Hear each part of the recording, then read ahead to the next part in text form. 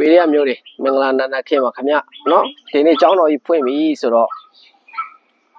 နေကုံသာထုံထုံသုံးသက်ချက်လေးတွေတတာပြောပေးခြင်းပါတယ်သုံးခြင်းတဲ့အမျိုးတွေသုံးလို့ရအောင်အတွက်ပေါ့နော်အစားနေဖြစ်နေတယ်ဆိုတော့အမျိုးတွေသဘောပဲလေနော်စောင့်ကြည့်ခြင်းလည်းကြည့်သုံးခြင်းနဲ့ဆိုလဲနည်းနည်းပါးပါးပဲလောက်အောင်အစားနေဆိုတော့ဘာဥပမာမှကျွန်တော်တို့ကြည့်လို့မရသေးဘူးလေဟုတ်တယ်မလားနော်တပတ်စာလေးရတော့ကျွန်တော်တခင်ကြီးအကောင်လေးမှာတင်ထားပြီးရွာကြီးနော်တပတ်စာတခင်ကြီးအကောင်မှာတတာတင်ပြီးရွာပြီနော်အဲ့ဒါဘိုးတော်ပေးထားတဲ့ဟာလေးရဲ့နောက်ပြီးတော့တာတာထုတ်ထားတဲ့ဟာလေးရဲ့တပတ်စာအနေနဲ့ကျွန်တော်ငင်းညောင်းချပြီးခွဲပြီးတော့အမှတေချာရှင်းပြပြီးတော့ရေးပေးထားတဲ့တစ်ချက်ဝင်ကြည့်ပါနော်တခင်ကြီးအကောင်မှာဟုတ်ပြီနော်โอเคအဲ့တော့ဒီနေ့တနင်္လာနေ့အတွက်နေကုံသုံးသက်ချက်လေးတွေ့တာမြင်တာလေးနည်းနည်းပြောပြခြင်းနဲ့နော်သုံးခြင်းမျိုးတွေတစ်ချက်နားထောင်ပေးကြည့်ပါနော်အဲ့ဒါဘာလဲဆိုလို့ရှိရင်ပြီးခဲ့တဲ့တပတ်တုန်းကတတတို့ညနေပိုင်းထွက်တဲ့ကဏ္ဍနှလုံးပေါင်းခြင်းဟာနှောင်းနေ့မနက်ကိုလုံးမိုင်ဝမ်းခြင်းအဖြစ်ပေးတယ်လို့တာတာပြောခဲ့တယ်မလားအဲ့ဒါတပတ်လုံးပေးသွားတာနော်မနက်တိုင်းကိုဇက်တိုက်ထိသွားတာဟုတ်တယ်မလားနော်ညနေပိုင်းထွက်တဲ့ကဏ္ဍနှလုံးပေါင်းခြင်းရဲ့လုံးမိုင်ကနှောင်းနေ့မနက်ကိုနော်လုံးမိုင်ဝမ်းခြင်းအဖြစ်ပေးသွားတာတပတ်လုံးပေးသွားတာနော်ဒီနေ့မနက် तू ကအဲ့ဒီဝမ်းခြင်းကဆက်ပေးမယ်ဆိုလို့ရှိရင်16ဝမ်းခြင်းဖြစ်နေတယ်နော်မျိုးတွေထိမလားမသိဘူးဘာဖြစ်လို့လဲဆိုရင်မနက်ပိုင်းတောက်ကြနေ့မနက်ပိုင်းရလဲ2-4နော်တောက်ကြနေ့မနက်ပိုင်းရလဲ2-4တောက်ကြနေ့ညနေပိုင်းရလဲ3-1ဆိုတော့မနက်ပိုင်းရလဲ16ပေါင်းခြင်းညနေပိုင်းရလဲပေါင်းခြင်းဆိုရင်16ပဲ16ဖြစ်နေတဲ့အတွက်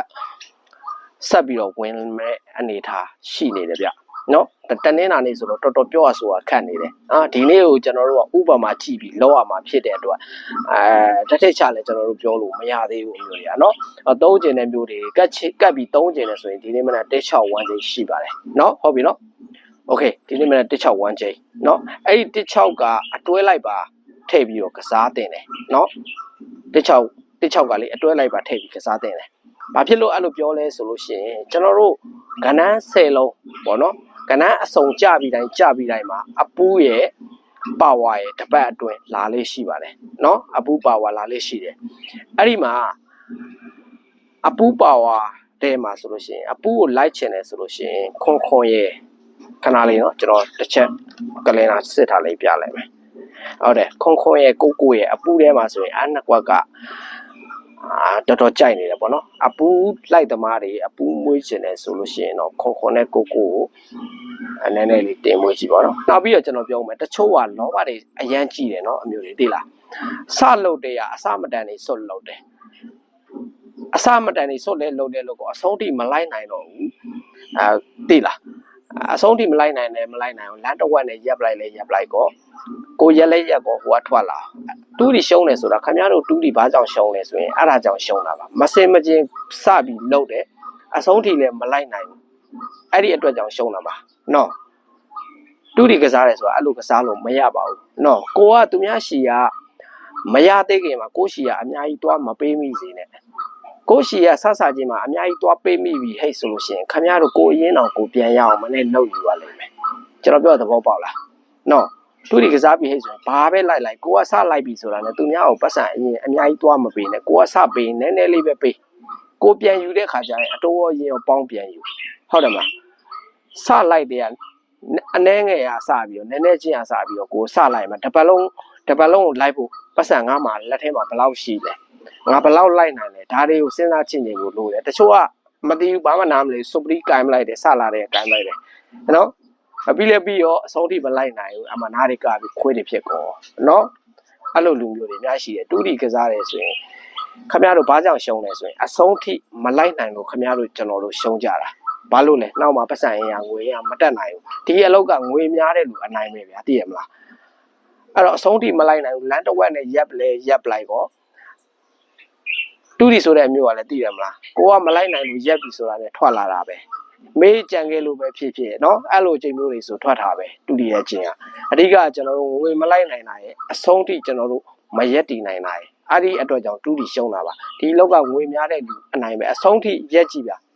เนาะအဆုံးထိရက်နိုင်တဲ့လူကအနိုင်ပဲဒီအလောက်ကเนาะအဲ့ဒါလေးပြောချင်ပါတယ်เนาะကျွန်တော်ပြောချင်တာ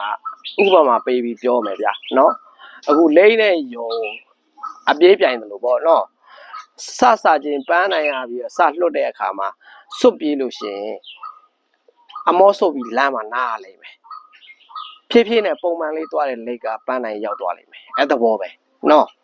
အဲ့တော့စွတ်ပြီးတော့မပြေးပါနဲ့အမောဆုပ်ပြီးလမ်းမှာရက်နေလိမ့်မယ်နော်ဆက်မပြေးနိုင်လိမ့်မယ်အဲ့ခါကျရင်ပန်းနိုင်ရောက်မှာမဟုတ်ပါဘူးဟုတ်တယ်နော်တာတာပြောတာဥပမာထားပြီးမျိုးတွေပြောပြတာဆရာကြီးလောက်တာမဟုတ်ပါဘူးနော်โอเคဟုတ်ပြီနော်โอเคအဲ့တော့ဆက်ပြီးပြန်ပြီးသုံးသက်ချက်ကိုပြောမယ်ဗျာနော်ဒီနေ့တနေ့နာနေ့1ချိန်ဆက်ပြီးပေးမယ်ဆိုရင်ညနေပိုင်းထောက်ကနနှလုံးပေါင်းကြည့်ရနောက်နေ့မနက်ကိုဆက်ပြီး1ချိန်ပေးမယ်ဆိုရင်ဒီနေ့မနက်16 1ချိန်ကျွန်တော်တို့တွက်ဆိုင်ထိန်းနဲ့ကတ်3ချိန်နဲ့ဆိုရင်သုံးလို့ရတယ်ဟုတ်ပြီနော်โอเคဒီနေ့တွက်ဆိုင်ထိတ်ကတော့နေကုံ9-3ညထိတ်ပဲရတယ်ညနေရောမနက်ကော9-3ညထိတ်ပဲရပါတယ်ခင်ဗျနော်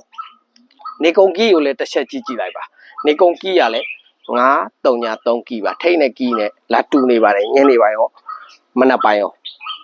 အဲ့ဒီအတွက်ကြောင့်ထိတ်နဲ့ကြီးနဲ့တူနေတဲ့အတွက်ကြောင့်ထိတ်နဲ့ကြီးနဲ့တွဲသုံးမယ်ဟဲ့ဆိုလို့ရှိရင်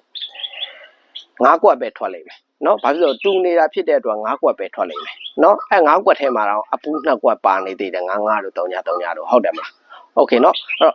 1ချိန်နဲ့ကတ်သုံးမယ်ဆိုရင်9-3ညထိတ်ကို16နဲ့ကတ်သုံးမယ်ဆိုရင်လည်းဒါထည့်ပြီးတော့ကတ်သုံးလို့ရပါတယ်နော်ဟုတ်ပြီနော်โอเ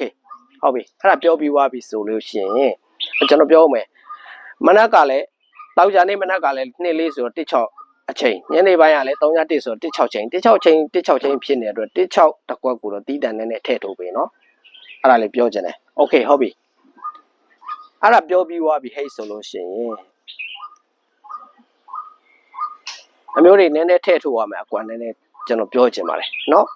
်ခွန်3ရဲ့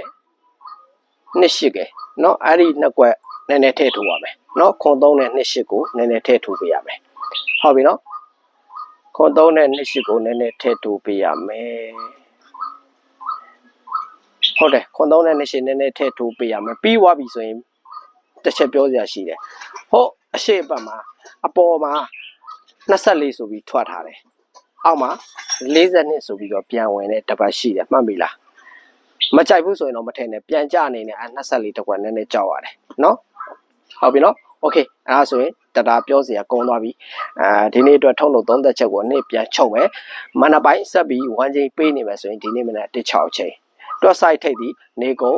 ညနေပိုင်းရောမနက်ပိုင်းရောနေကုန်9-3ညထိတ်ပဲရတယ်နေကုန်ကြီးရတော့9-3ည3ကြီးပဲဖြစ်ပါတယ်ဟုတ်ပြီနော်အဲ့တော့ထိတ်နဲ့ကြီးနဲ့ကတ်သုံးမယ်ဆိုရင်မနက်9ကွက်ညနေ9ကွက်ပဲရနိုင်မယ်နော်1ချိန်နဲ့ကတ်သုံးမယ်ဆိုရင်တော့ကျွန်တော်ဘယ်နှကွက်ထွက်မလဲမျိုးတွေကြည့်ပါထိတ်နဲ့ကြီးလောက်ကတော့တွဲတန်အောင်တွဲပါနော်မျိုးတွေဘာမှခက်တာမဟုတ်ဘူး1ချိန်နဲ့တွဲမယ်ဆိုလို့ရှိရင်လည်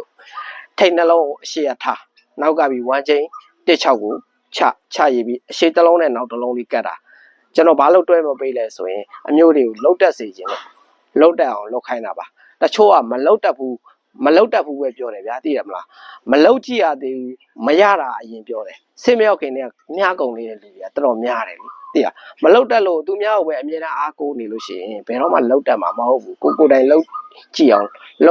ုပ်တက်အောင်လှုပ်ကြည့်ပါလှုပ်တက်ဘလူးမှလည်းဆဆချင်းလှုပ်တက်မှာမဟုတ်ဗျာဒီလိုပဲလှုပ်ရင်းနဲ့လှုပ်တက်သွားတာပဲဟုတ်တယ်မလားအဲ့ဒါလေးပြောချင်တယ်ကျွန်တော် YouTube ကို link ချပေးထားတယ်မလုပ်ခင်ကတတရေး link ချပေးလိုက်ပါလာပြီးတော့အပ်ပေးမယ်ဆိုပြီးတော့ကျွန်တော် link ချပေးတော့ကျွန်တော်ထဲမှာလူဘယ်လောက်ရှိလဲမျိုးတွေသိပါတယ်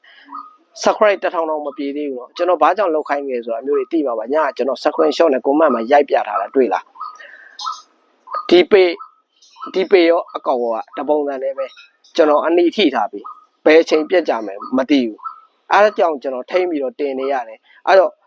ဒီပေတွေအကောက်တွေကျသွားလို့ရှိရင်ကျွန်တော်လူတွေလည်းအချိတ်ဆက်မိအောင်နော်ရှာလို့လွယ်အောင်အတွက်နောက်ပြီးတော့ပေတဲ့လူတွေလည်းသိအောင်အတွက်ကျွန်တော်အမြန်ဖွင့်ထားလိုက်တာ